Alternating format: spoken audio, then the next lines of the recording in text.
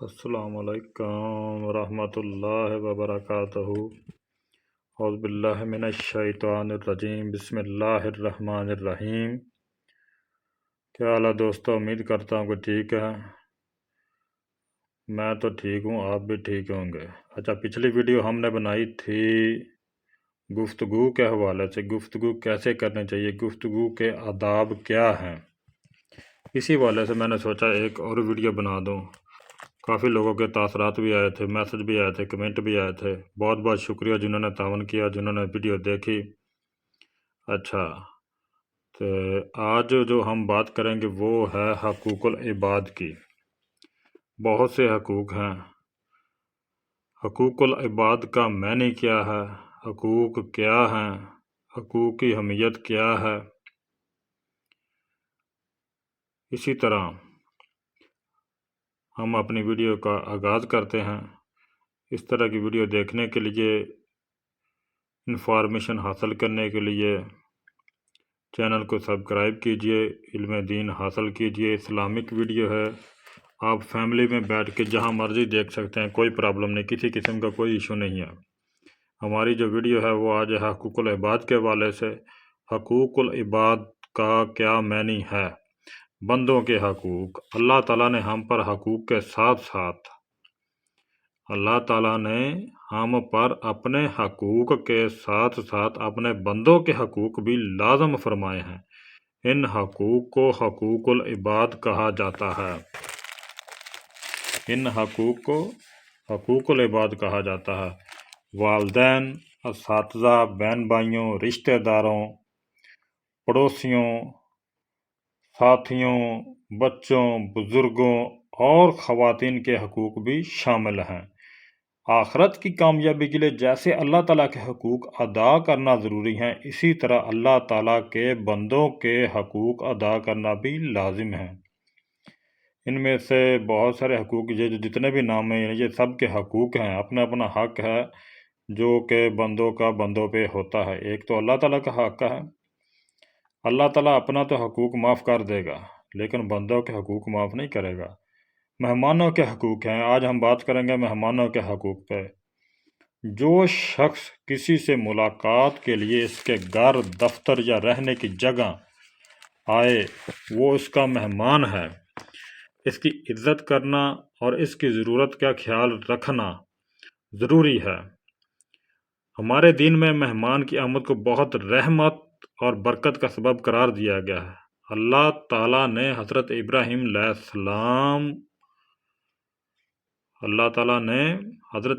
السلام کی جن خوبیوں کا ذکر قرآن مجید میں فرمایا ہے، ان میں سے ایک خوبی مہمان نواز کی بھی ہے۔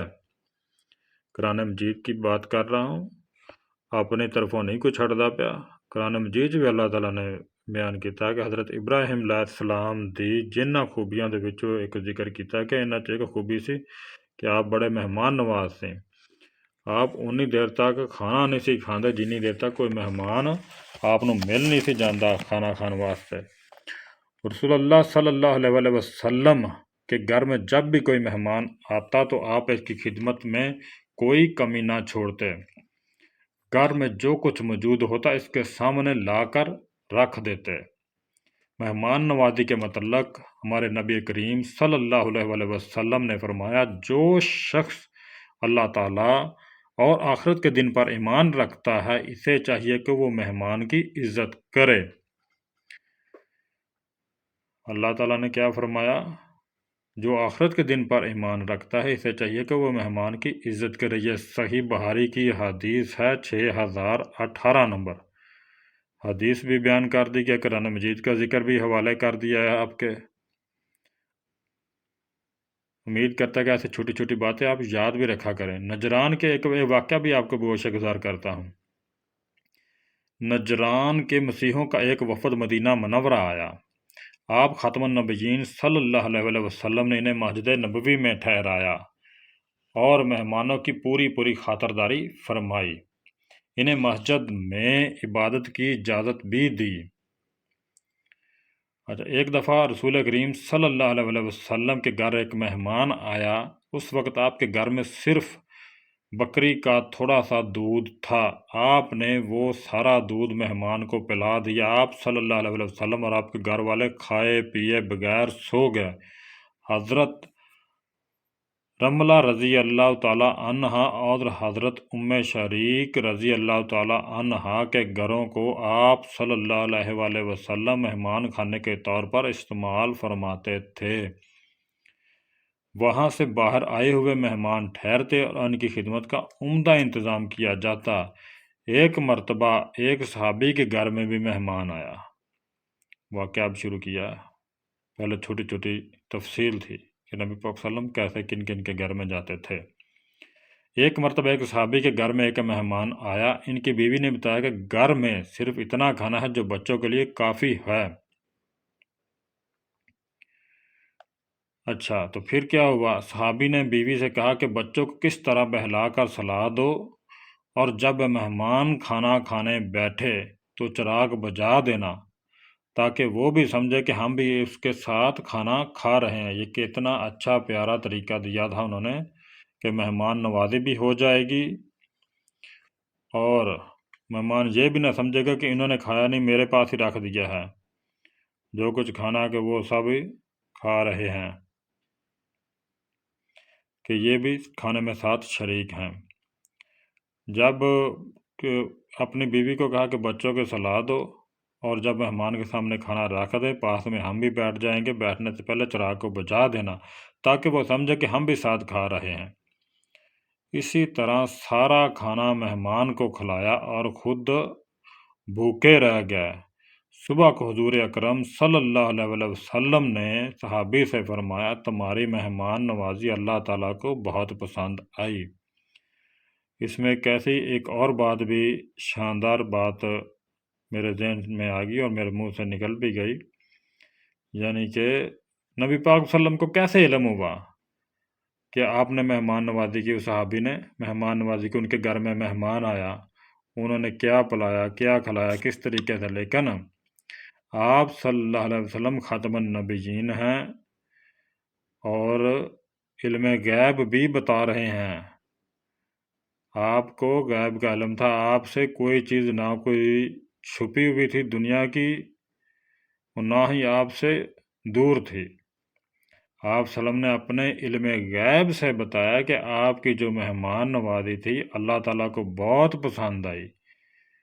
یہ ایک حدیث بھی تھی جس میں یہ ذکر کیا گیا تھا کہ مہمان نوازی کا یہ واقعہ اس حدیث مبارکہ میں بھی بیان ہوا ہے۔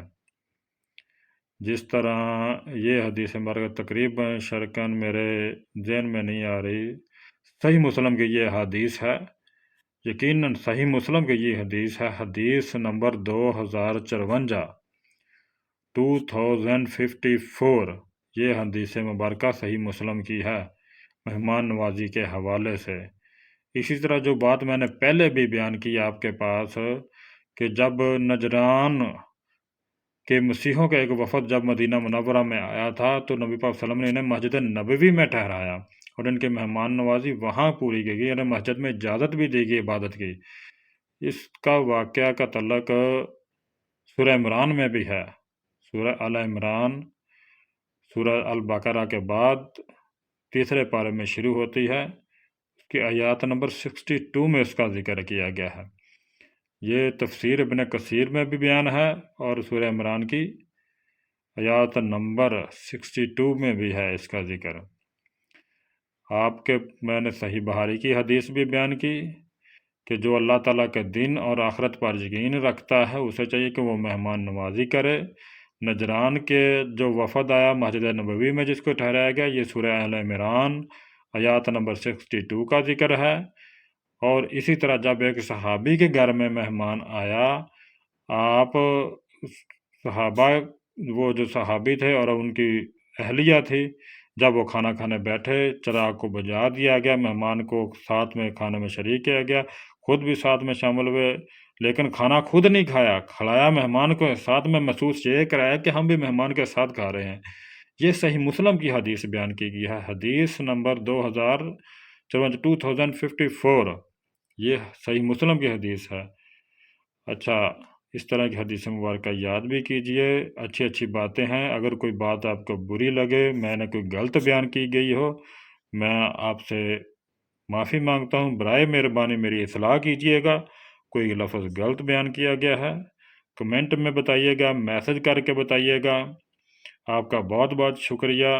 چینل کو ضرور سبسکرائب کیجئے گا۔ السلام علیکم ورحمۃ اللہ وبرکاتہ۔ پھر ملیں گے اگلی ویڈیو میں۔ اوکے، اللہ حافظ۔